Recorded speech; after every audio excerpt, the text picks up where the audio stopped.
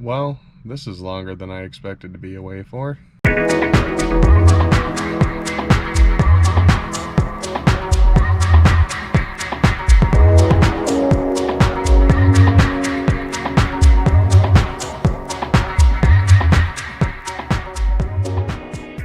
Alright, so, kind of making a video explaining what's going on and why I've been gone. I've done this video a couple times, and each time it's been something different. Last time I recorded it, it didn't save like the full videos for some reason, so I'm going to split this up a little bit and try and make it short. So let's go ahead and get into it and why I've been gone. So in my last video, I talked about how school was going to be a bit easier, it's going to be less hectic and stuff like that. Well, that was a lie.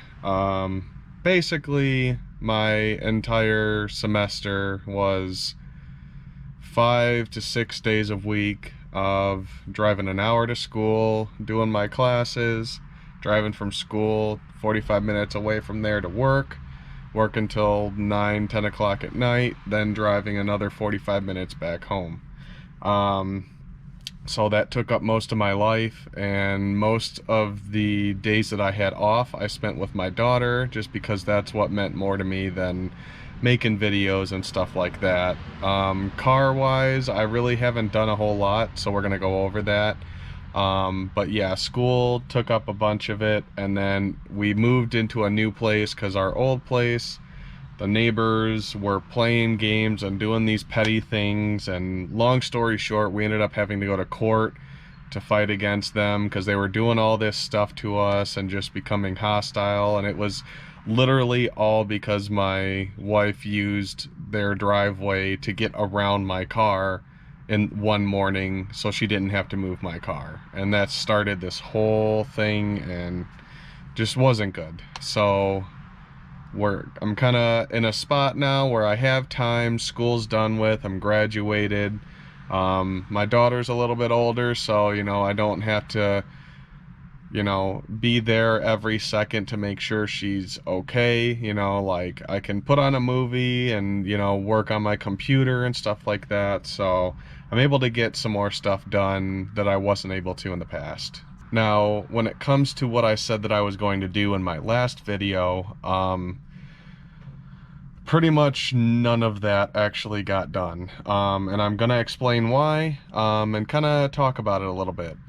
So starting with the Lexus, I used the snow tires all throughout winter. They were phenomenal. They got me to work.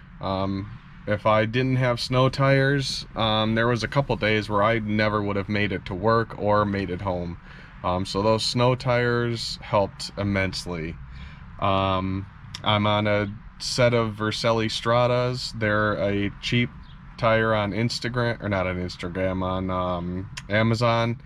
And yeah, I've been driving them around. I looked at reviews. I've been watching those tires for a couple years now, and they did great. I can't complain. They're still riding great. They have good tread. They're not wearing odd, so I'm just gonna keep rolling with them until something happens and kind of go from there.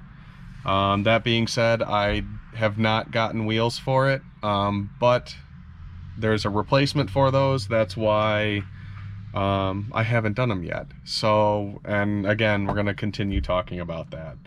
Otherwise, the Lexus remains unchanged. The ceramic coating I did before winter turned out phenomenal.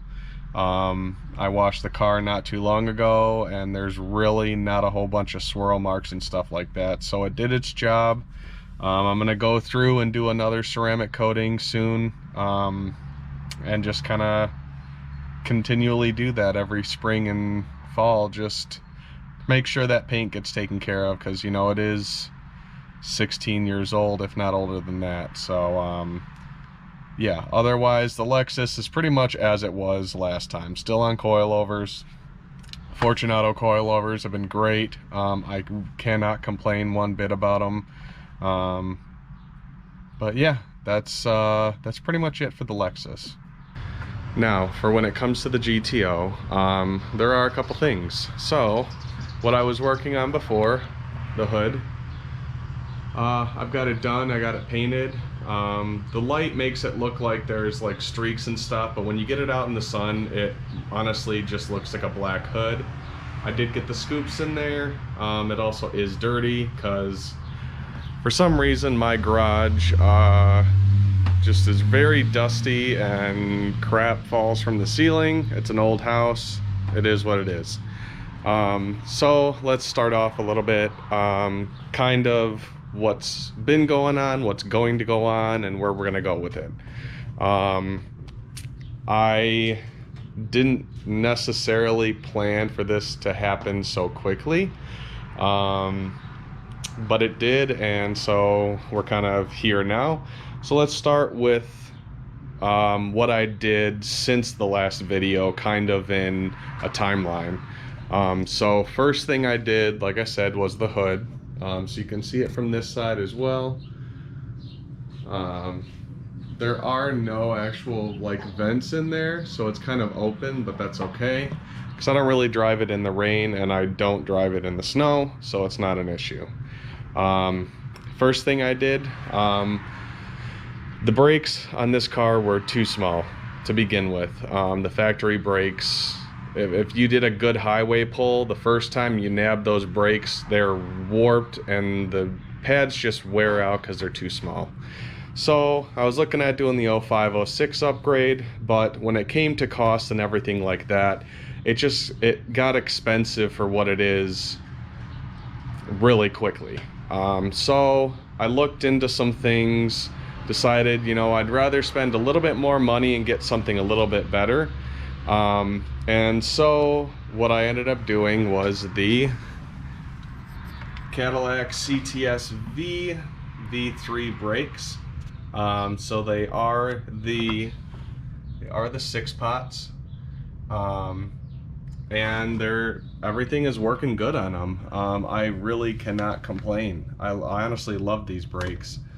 And then, as you can see, because we did the bigger brakes, we had to do a bigger wheel. I mean, the clearances on these are even tight on these 18s, but I really didn't want to go to 19s just because tire sizes for 19s are kind of scarce, and because of that, they end up being decently expensive. So I stuck with the 18s. I need to get a smaller sidewall, but otherwise they're doing okay. It's got the car rolling and allowing me to drive it. So yeah, so far we got the hood, new wheels in the front, the brakes, and yeah, I guess we'll just jump right into what the new project is going to be. I'll show it to you, and then if you want to stick around and wonder and know why I decided to go this route, then I'll kind of explain that from there. But yeah, here it is. So we're going LSA. It's the LSA supercharger. It's off of like the ZL1 Camaro, the ZR1 Corvette, the CTS-V, stuff like that. Right now it's just on there. There's no bolts in it or anything like that, so it's not going on right this moment. But the hood, when you go to try and close it, this gets in the way. So have to do some trimming on the hood, and then I may need to do drop motor mounts, but we're gonna make it work. We're gonna make it fit. I do want to do a VFN hood at some point. It's just right now they are so backed up that it's at least a year before I can get one. So gonna just make work what I can for now and then get one on order. So I've also got a Grip-Tech pulley. It's a 2.45, and as you can see, it's from Boost District. That's where this whole kit is from. So now that you've seen the blower, I'll go through some of the other stuff that I have bought to kind of explain what's going on and everything that's going into it. So starting off, we have a bunch of fuel system stuff. So this is just like AN fittings and stuff like that. We have the Hellcat fuel pump, like the fuel sock and everything. We got line adapters, bulkhead fitting, some more line adapters. We have fuel line to go from the regulator back, because I am going to do a return style fuel system. So basically I'm going to use the stock line to feed, go to a regulator, and then from the regulator back to the tank, and then yeah, all the little things in between. So the other thing I have here is, this is the upgraded heat exchanger. It was one of those where the other ones, the regular ones, were back ordered, so I decided to do the upgraded one, so I could start getting my stuff, because I had waited a bit, but supply and demand, you know. So let's go off what's in this box. So let's start off. We have I'll move these out of the way. So we have all genuine GM parts, or at least of what could be GM parts. So gasket for the actual blower. We have like some Fel-Pro intake gaskets, GM fuel line, GM coolant line. We have the GM LSA fuel injector rail, and it crosses over for both sides. Random nuts, bolts, stuff like that. A lot of those are for the actual pulley system, so that's what like this is as well. This is for the heat exchanger. That's the heat exchanger pump. More pulley stuff. This is amazing. They include a crank pinning kit. When you're running supercharger, you want to pin the crank, because if not, if that crank pulley spins on the actual crank snout itself, pretty much you're screwed, and the only way to fix that is to get a new crank. So trying to avoid that. We have here in this box, I'm not going to open it, it's clips for the fuel injectors, because they're different for the LS1s versus like LSA or stuff like that. So yeah, we have those injector clips so that it's going to be a plug and play thing, and make our lives a little bit easier. Last thing that I do have here is, they are the FIC 1000cc injectors, or just about 100-pound injectors, because I have a power number I'm shooting for, and part of the way I'm going to get there is by running E85. And so anyone who's run E85 or looked into it knows that you need more fuel, because it burns a lot more because of the detonation rate that it has. So you can run more boost with E85, but you're going to burn more because of like the detonation rate. The E85 basically helps protect that. So yeah, I have a power number I want to be at. I'm not trying to, you know, build this car to dominate everything. I want a fast car, something that you know, I can race some, you know, like Porsches and Ferraris and take them on and stuff like that, but I don't need to be running, you know, Texas 2K or anything like that. So yeah. So why did I go LSA over turbo? So I've been talking about turbo, or going turbo, for a long time.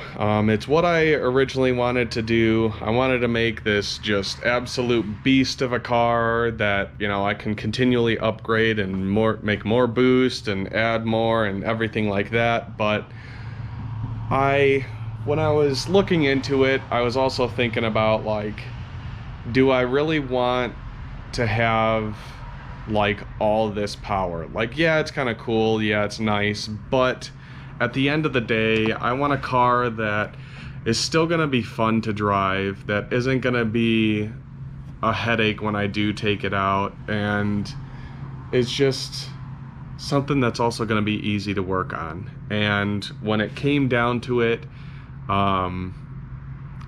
going turbo became more complicated than it seems. Because when you're thinking about it, you're like, oh, it's easy, you know, you just got to weld some stuff and stuff like that. And while that is true, there's a lot of stuff that goes into it that you don't think about until you really start delving into it. For GTOs, there's only 2 companies that make a turbo kit for it. APS made one, but they only made a handful of them. So when they do come on the market, they fetch so much money that it just makes it too expensive for what it is, with going that route. It is a actual bolt-on kit, where all you really need to do is run drain lines. Everything else fits perfect. It was made for the car. It's what it should be. But again, you pay for that. The other kit is made by a company called CX Racing. It's a twin turbo kit as well. The problem is that it's a cheap kit. And so price-wise, it's cheap, but build quality is also cheap. So from the people that have done it, that I've talked to, have had to modify the kit. Sometimes, like, the exhaust manifolds aren't fully straight where they mount to the block, so you have to then, you know, straighten that out. The turbos are not, they're just eBay turbos. They're like no-name turbos, or they're the CX Racing. And it was just, by the time that I had priced out the turbo kit, a good manifold, a fuel system, everything, plus the headache of having to modify certain things, it actually ended up coming out more expensive than going LSA. And it's kind of the same thing with doing a single turbo. If you want to have a good single turbo kit made,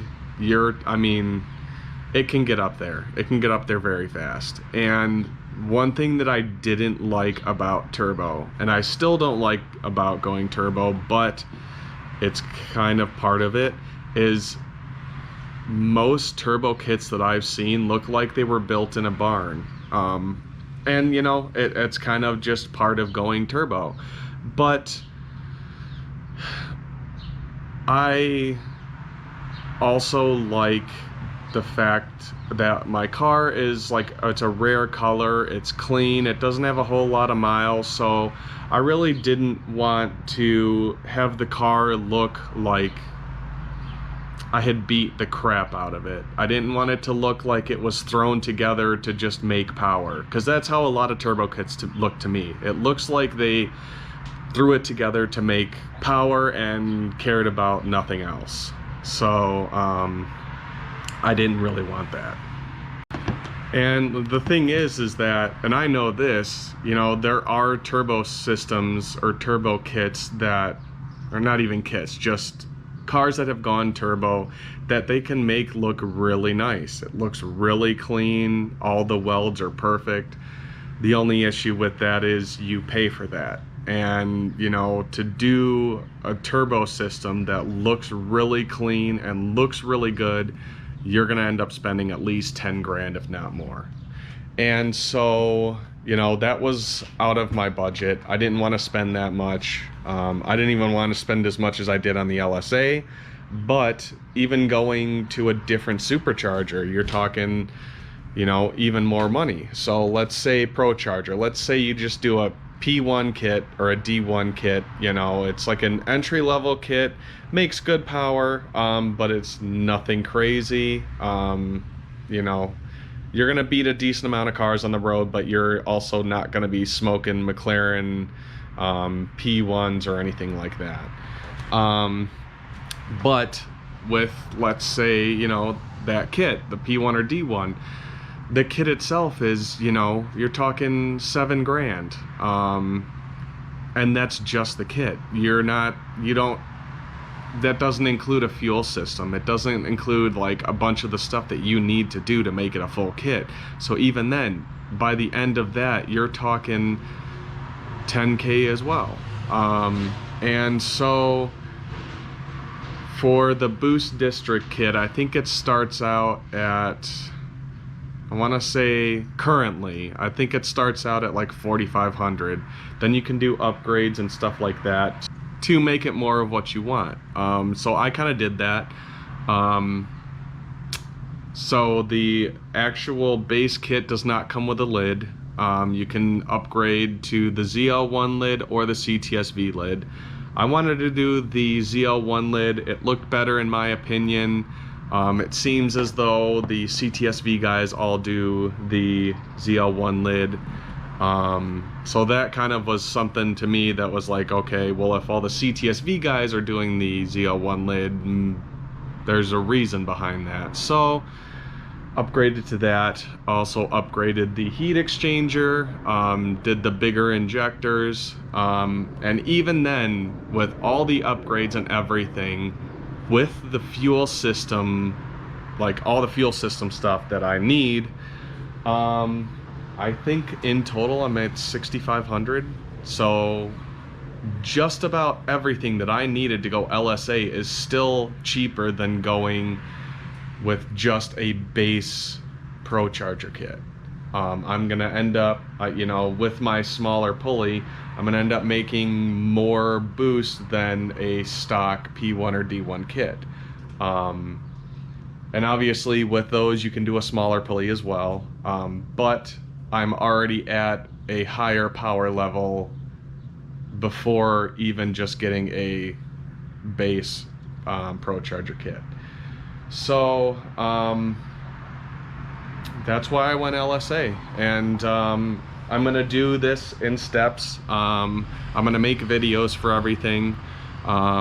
There's a guy on YouTube, 1Bad8, that I've watched a lot of his videos, kind of helped me be more comfortable with, you know, doing the install and doing everything myself. So this will be a build it yourself kit for me, and I'm gonna have fun with it. I'm gonna really like doing it, and it's gonna be an experience. So yeah, if you want to stick around and see how that turns out, then I'll see you around. If not, well, come back when the car is done and you'll see.